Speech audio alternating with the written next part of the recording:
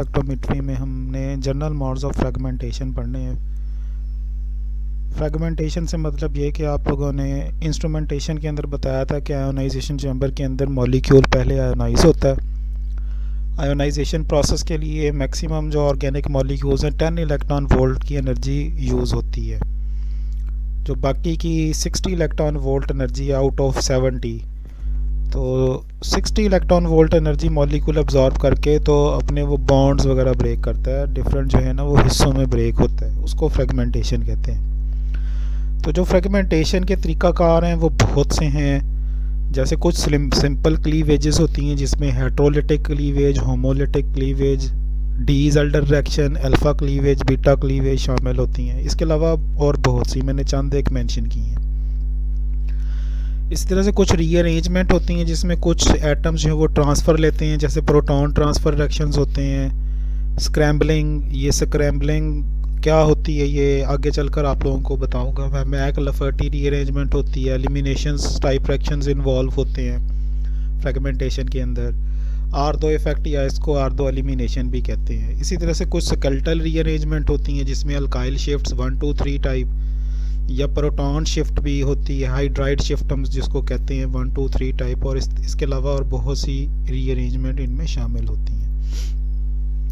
तो सबसे पहले फ्रेगमेंटेशन रेडिकल केटाइन की मीन जो मॉलिक्यूल आयोनाइज हुआ वो आगे फ्रेगमेंट में उसने जाना है। हेट्रोलिटिक क्लीवेज में वो कैसे जाएगा कि bonds are broken by the movement of 2 electrons together towards positive charge.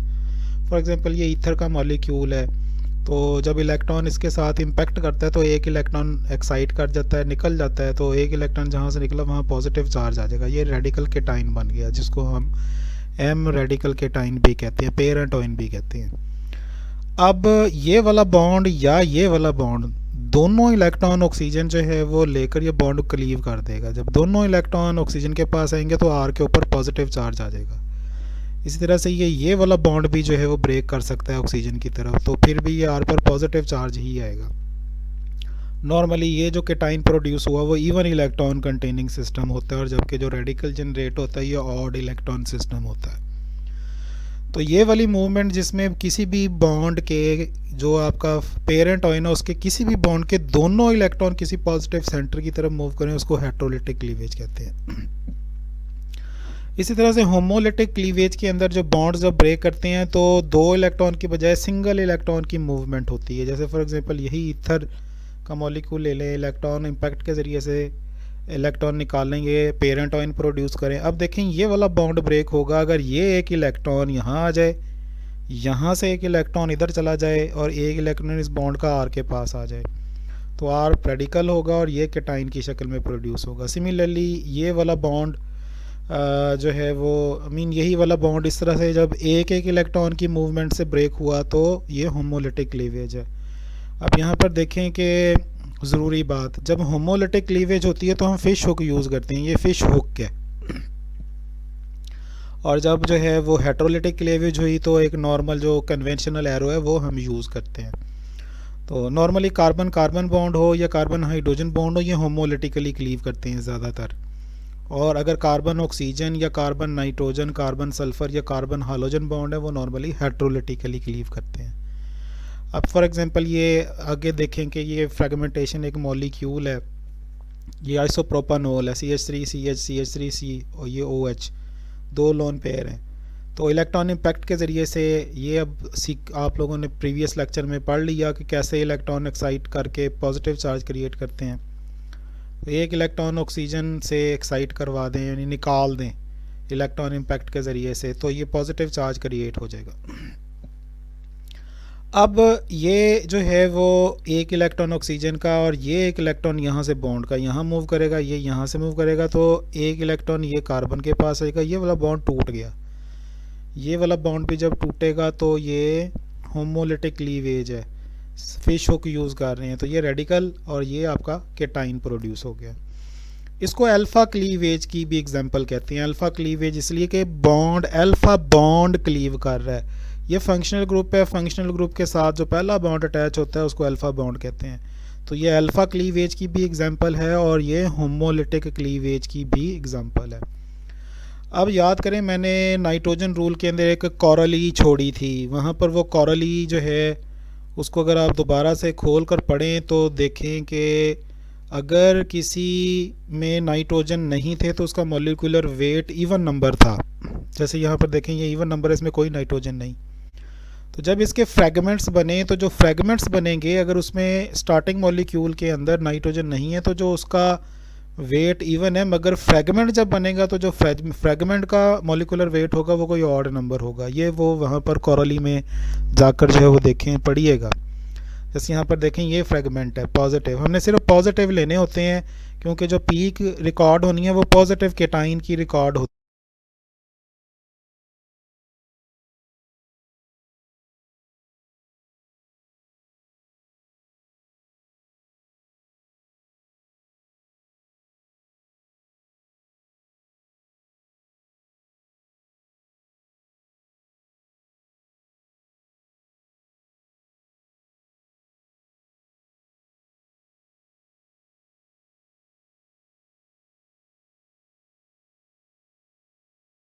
है, न्यूट्रल की नहीं।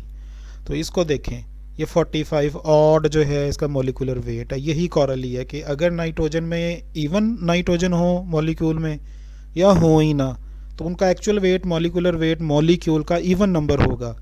मगर जब उसके फ्रेगमेंट्स बनेंगे तो जो फ्रेगमेंट्स बनेंगे उनका मॉलिक्यूलर वेट कोई ऑड वैल्यू होगी, जैसे कि ये वाली एग्जांपल है। तो ये वो जो नाइट्रोजन रूल की कोरोलरी मैंने छोड़ दी थी, वो यहाँ से ये एक एग्जांपल से वो भी जो है वो क्लियर हो गई। इसी तरह से सिंपल क्लीवेज में ये नॉर्मली अल्केन्स के अंदर होती है। जैसे ये अल्केन है तो सारे कार्बन कार्बन बॉन्ड है, कहीं से एक इलेक्ट्रॉन एक्साइट करवा दें, निकाल दें। जैसे मैंने देखें यहाँ से निकाला, तो अब ये अब आपकी मर्ज़ी है कि ये पॉजिटिव चार्ज इसको दे दें और ये रेडिकल इसको दे दें, या ये रेडिकल इसको दे दें, ये पॉजिटिव चार्ज इसको दे दें। ये कार्बोकेटाइन प्रोड्यूस होगा। कार्बोकेटाइन की स्टेबिलिटी का जहन में रखते होते हैं हमेशा। Trip tertiary carbocation more stable होता है, फिर सेकेंडरी, फिर प्राइमरी और फिर सबसे एंड पर ये। इसी तरह से ये एक मॉलिक्यूल है, तो इसमें इस तरह का मॉलिक्यूल जिसमें रिंग के साथ कोई साइड चेन हो तो वो प्रेफरेबली साइड चेन से इलेक्ट्रॉन जो है वो निकालना होता है, रिंग से नहीं निकालना। रिंग से निकालेंगे तो जो रिंग है वो ब्रेक कर जाएगा। तो ये असूल होता है कि अगर कोई मॉलिक्यूल ऐसा है जिसमें रिंग हो और कोई साइड चेन हो तो फिर साइड चेन से इलेक्ट्रॉन को निकालना है। अगर साइड चेन नहीं है, सिंपल रिंग है, तो फिर रिंग ब्रेक कर सकते हैं। जैसे यहाँ पर साइड चेन थी तो ये इलेक्ट्रॉन यहाँ से निकाला तो पॉजिटिव रेडिकल। अब आपके पास दो तरीकाकार हैं कि पॉजिटिव आप ये रिंग को दे दें चार्ज और रेडिकल आर को दे दें, या रेडिकल रिंग को दे दें और पॉजिटिव इसको दे दें। तो ये सिंपल क्लीवेज है। इसी तरह से अल्फ़ा क्लीवेज नॉर्मली वो वाला बॉन्ड जो फंक्शनल ग्रुप के साथ बॉन्ड होता है। जैसे ये फंक्शनल ग्रुप है क्लोरो, तो ये पहला बॉन्ड अल्फ़ा बॉन्ड है। ये फंक्शनल ग्रुप है OH, तो पहला बॉन्ड उसके साथ कार्बन के साथ जो अटैच है ये अल्फ़ा है। ये कीटो है, ये अल्फ़ा बॉन्ड है। तो इनको इलेक्ट्रॉन इम्पैक्ट जब होगा तो लोन पेयर से इलेक्ट्रॉन ने जो है वो एक्साइट होना है। यहाँ से जो एक्साइट हो गया, अब ये एक इलेक्ट्रॉन इधर, यहाँ से एक इलेक्ट्रॉन इधर, यहाँ डबल बॉन्ड बनेगा, एक इलेक्ट्रॉन ये आर के पास आ जाएगा। इसकी पीक रिकॉर्ड होगी ये पॉजिटिव चार्ज की। इसी तरह से यहाँ से जब एक्साइटेशन होगी तो लोन पेयर एक्साइट होगा अंडर सिमिलर रूल कि अल्फ़ा से एक इलेक्ट्रॉन इधर लेके आए, ये एक इलेक्ट्रॉन यहाँ आएगा, ये एक इलेक्ट्रॉन आर का आर के पास, तो ये इतना हिस्सा ये केटाइन बन गया, इसकी पीक जो है वो रिकॉर्ड होगी। इसी तरह से ये एग्जांपल भी सिमिलर, जैसे ऊपर वाली दो की हैं वैसे ही ये है। और बीटा क्लीवेज होती है कि अगर बॉन्ड बीटा पोजीशन पर टूटे। जैसे यहाँ पर देखें, ये डबल बॉन्ड जो है वो फंक्शनल ग्रुप है, तो पहला बॉन्ड उसके साथ अल्फ़ा, ये दूसरा बॉन्ड उसके साथ जो अटैच है वो बीटा बॉन्ड अटैच है। तो इलेक्ट्रॉन ने एक्साइट होना है पाई इलेक्ट्रॉन ने, क्योंकि पाई इलेक्ट्रॉन यहाँ पर लूजली हेल्ड होंगे। तो ये बाप की मर्ज़ी है कि ये इलेक्ट्रॉन आपने जो एक्साइट करना है, निकालना है, वो इस कार्बन का निकालना है या इस कार्बन का निकालना है। मगर अगर बीटा बॉन्ड आपने क्लीव करना है तो फिर आपको ये पॉजिटिव चार्ज इस कार्बन पर और ये रेडिकल इस कार्बन पर शो करना होगा। ये एक इलेक्ट्रॉन यहाँ आएगा, यहाँ से ये बीटा बॉन्ड से इलेक्ट्रॉन इधर जाएगा एक, और ये एक इलेक्ट्रॉन आर के पास, तो ये आर रेडिकल और ये केटाइन प्रोड्यूस होगा। ये केटाइन स्टेबल होगा क्योंकि इसका ये कंट्रीब्यूटिंग स्ट्रक्चर एक आप जो है वो ड्रॉ कर सकते हैं। तो ये बीटा क्लीवेज की जो है वो एग्जांपल है। बीटा क्लीवेज की एग्जांपल, इसको स्क्रैम्बलिंग भी कहते हैं, और ये स्क्रैम्बलिंग एरोमेटिक कंपाउंड जितने भी हैं जिनमें बेंजीन रिंग हो, जैसे ये देखें यहाँ बेंजीन रिंग है, उसमें यूज़ होती है। इसको जो है वो बेंजाइलिक क्लीवेज भी कहते हैं। तो ये जर्नल समझाया गया है। फॉर एग्जांपल अगर हमारे पास कोई एरोमेटिक कंपाउंड है, जैसे कि ये बेंजीन CH2 और ये एक आर ग्रुप, तो जब हम इलेक्ट्रॉन का इम्पैक्ट करेंगे तो यहाँ पर लूजली हेल्ड इलेक्ट्रॉन वो पाई इलेक्ट्रॉन्स हैं, तो यहाँ से एक्साइटेशन होगी। तो एक्साइटेशन यहाँ पर जो शो की गई है उसमें इलेक्ट्रॉन यहाँ से निकाला है इस कार्बन से, और एक इलेक्ट्रॉन इस कार्बन का वैसे के वैसे ही रखा है यहाँ पर। या आप अल्टरनेटिव भी कर सकते हैं, मीन इलेक्ट्रॉन ये वाला निकाल सकते हैं और जो रेडिकल है वो यहाँ पर शो कर सकते हैं। तो दोनों मोड्स होते हैं, मगर ये जब हम आगे फ्रेगमेंटेशन पैटर्न्स पढ़ा करेंगे तो वहाँ पर जाकर हम दोनों ये मोड्स जो वो यूज़ करेंगे। फ़िलहाल हमने ये किया कि इलेक्ट्रॉन यहाँ से इजेक्ट हो गया और एक इलेक्ट्रॉन यहाँ पर रह गया। अब ये एक इलेक्ट्रॉन यहाँ पर आएगा, यहाँ से इस बॉन्ड का एक इलेक्ट्रॉन इधर आएगा, यहाँ डबल बॉन्ड बन जाएगा और ये आर ग्रुप अपना एक इलेक्ट्रॉन लेकर रेडिकल की शक्ल में बाहर निकल जाएगा। तो ये हमारे पास एक केटाइन प्रोड्यूस होगा। ये केटाइन जो है वो स्टेबल है, इसका रेजोनेटिंग स्ट्रक्चर बन सकता है कि ये दो इलेक्ट्रॉन अगर अंदर आ जाए तो इस कार्बन पर पॉजिटिव चार्ज आ जाएगा। इसका मतलब ये हुआ कि ये स्टेबल स्पीशीज जो है वो प्रोड्यूस होती है। अब स्क्रैम्बलिंग जो है वो इस तरह से होती है कि अगर हमारे पास जब भी हमारे पास बेंजीन रिंग के ऊपर कार्बन हो और कार्बन पर पॉजिटिव चार्ज हो, तो ये फाइनल इस स्ट्रक्चर के अंदर, ये जो मैंने यहाँ पर देखें स्ट्रक्चर शो किया है फाइनल, दिस वन, ये इस स्ट्रक्चर के अंदर स्टे करेगा। इसको ट्रोपिलियम ऑइन जो है वो कहते हैं, इसको ट्रोपिलियम ऑइन। ये जो ट्रोपिलियम ऑइन है, ये ट्रोपिलियम ऑइन मैं यहाँ लिखने की कोशिश करता हूँ, ट्रोपिलियम केटाइन इसको जो है ना वो कहते हैं, ट्रोपिलियम केटाइन। ये स्टेबल स्पीशी होती है क्योंकि इसके अंदर जो पॉजिटिव चार्ज है वो किसी भी कार्बन के ऊपर हो सकता है। तो ये ट्रोपिलियम ऑइन मैंने यहाँ पर जो है वो लिख दिया। अब ये बनता कैसे है, ये इस तरह से बनता है कि ये वाला बॉन्ड यहाँ से जो है ना वो ब्रेक हुआ है, ये यहाँ से ये बॉन्ड जो है वो ब्रेक हुआ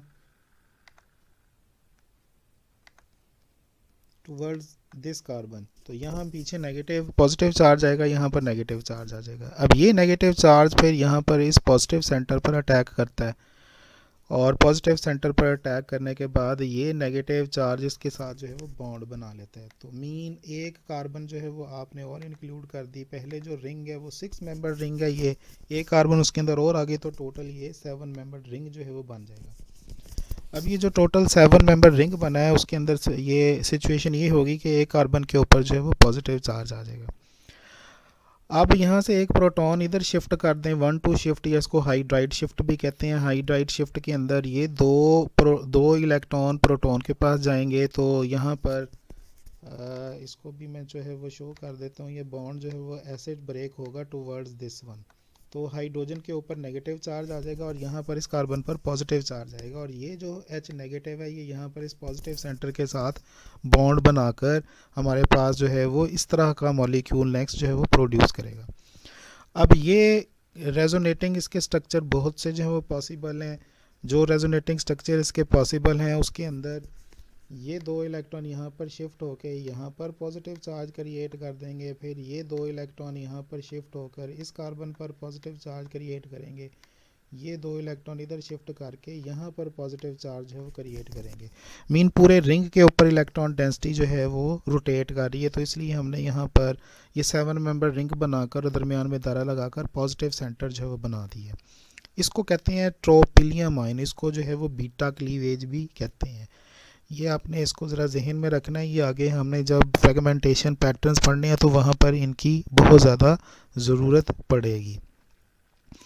उसके बाद नेक्स्ट जो कॉन्सेप्ट है वो है रेट्रो डीजल्टर रिएक्शन। ये ऑर्गेनिक केमिस्ट्री के अंदर आप लोगों ने बहुत दफ़ा ये रिएक्शन जो है वो पढ़ा है। रेट्रो डीजल्टर रिएक्शन के अंदर एक डबल बॉन्ड को हम इलेक्ट्रॉन इम्पैक्ट के ज़रिए से जब एक्साइट करते हैं, इलेक्ट्रॉन को निकालते हैं, तो लेट्स सपोज यहाँ पॉजिटिव चार्ज है और यहाँ पर रेडिकल आया, मीन एक इलेक्ट्रॉन इस कार्बन का हमने निकाल दिया। अब रेट्रो डीजल्टर रिएक्शन के अंदर दो प्रोडक्ट बनती हैं। वो कैसे बनेगी, दो तरह का मैकेनिज़्म जो है वो शो किया गया। एक मैकेनिज़्म सिंगल इलेक्ट्रॉन है, जो फिश हुक यूज़ की गई है। एक इलेक्ट्रॉन ये यहाँ से यहाँ आएगा, यहाँ से एक बॉन्ड का इलेक्ट्रॉन इधर आएगा, एक इलेक्ट्रॉन यहाँ से इस बॉन्ड का इधर जाएगा, इस बॉन्ड से एक इलेक्ट्रॉन इधर आएगा और इस बॉन्ड का एक इलेक्ट्रॉन इस कार्बन के पास जाएगा। तो यहाँ पर ये डबल बॉन्ड क्रिएट हो जाएगा, ये न्यूट्रल मॉलिक्यूल के तौर पर निकल जाएगा और ये रेडिकल केटाइन हमारे पास जो है वो प्रोड्यूस होगा। मीन यहाँ पर जो है वो दो बॉन्ड्स जो हैं वो ब्रेक कर रहे हैं टोटली। एक ये वाला बॉन्ड ब्रेक कर रहा है और एक ये वाला बॉन्ड जो है वो ब्रेक कर रहा है टोटली। तो जो केटाइन है, आपको पता है केटाइन का, ये आपके पास जो रेडिकल केटाइन है इसका जो है वो स्पेक्ट्रम के अंदर पीक जो है वो रिकॉर्ड होगी। जो न्यूट्रल मॉलिक्यूल ये निकले इसकी रिकॉर्ड जो है वो नहीं होगी। इसी तरह से इसमें ये आगे टू इलेक्ट्रॉन मैकेनिज़्म जो है वो दिखाया गया है सेम, कि ये रेडिकल और केटाइन प्रोड्यूस करके ये दो इलेक्ट्रॉन यहाँ पर शिफ्ट हो जाएं और ये वाले दो इलेक्ट्रॉन इधर शिफ्ट हो जाएं। तो यहाँ पर फिर रेडिकल केटाइन और ये न्यूट्रल मॉलिक्यूल जो है वो बना है। अगेन अगर आप ऑब्जर्व करें तो बॉन्ड फिर वही वाले टूटे हैं। ये वाला बॉन्ड यहाँ से टोटली ब्रेक कर रहा है और एक ये वाला मॉलिक्यूल यहाँ से टोटली ब्रेक कर रहा है। उसके बाद नेक्स्ट हमारे पास जो कॉन्सेप्ट है उसको मैक-लफर्टी रीअरेंजमेंट कहते हैं। ये बहुत ज़रूरी कॉन्सेप्ट है। ये नॉर्मली ऐसे मॉलिक्यूल्स के अंदर होता है जिनके अंदर गैमा हाइड्रोजन्स हो।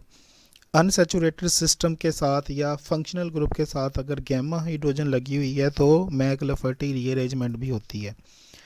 जैसे इसकी ये कुछ ये डेफिनेशन कह रहे हैं, लिखा हुआ है कि commonly involves the transfer of the gamma hydrogen to an unsaturated system such as carbonyl group accompanied by the beta cleavage through 6 member cyclic transition state. मैं इसके नीचे एक एग्जांपल देता हूँ। फॉर एग्जांपल ये हमारे पास मॉलिक्यूल है, जर्नल स्ट्रक्चर जो है वो इस मॉलिक्यूल का ये लिखा है। एक्स यहाँ पर डिफरेंट हम यूज़ कर सकते हैं। एक्स देखें, जैसे अगर हाइड्रोजन हो तो फिर ये एल्डिहाइड बन जाएगा। एक्स अगर आर हो तो ये कीटोन होगा। एक्स अगर ओ एच हो तो ये कार्बोक्सिलिक ग्रुप होगा। ओ आर हो तो ये ईस्टर होगा। NH2 ग्रुप हो तो ये अमाइड होगा।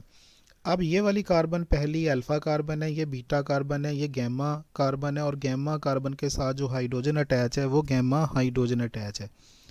तो इस तरह का मॉलिक्यूल जिसके अंदर एक फंक्शनल ग्रुप के साथ गैमा कार्बन के पास एक हाइड्रोजन हो, गैमा हाइड्रोजन, तो उसमें ये मैक-लफर्टी रीअरेंजमेंट भी होती है।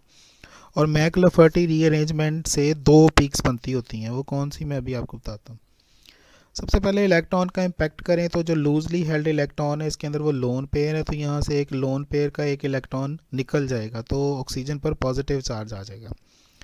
अब उसके बाद ये गैमा प्रोटॉन ने शिफ्ट होना है अनसैचुरेटेड साइट पर। ये अनसैचुरेटेड साइट है, कैसे शिफ्ट होगा, ये वाला बॉन्ड ब्रेक करेगा,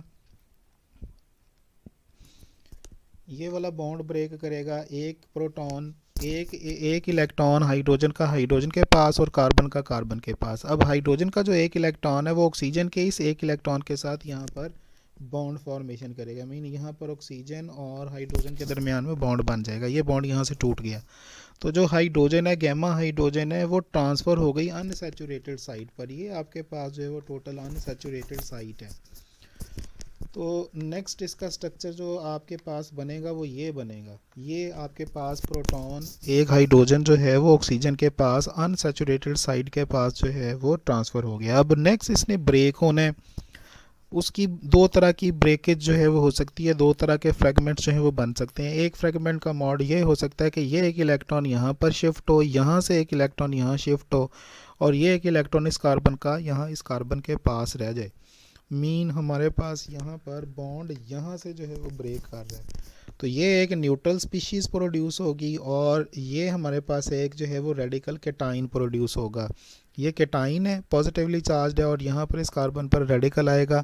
ये रेडिकल और ये पॉजिटिव चार्ज और रेडिकल केटाइन है। ये स्टेबल स्पीशी है क्योंकि इसका ये रेजोनेटिंग स्ट्रक्चर बन सकता है कि एक इलेक्ट्रॉन इधर आए, डबल बॉन्ड से एक इलेक्ट्रॉन इधर आए और एक इलेक्ट्रॉन डबल बॉन्ड का ऑक्सीजन के पास चला जाए।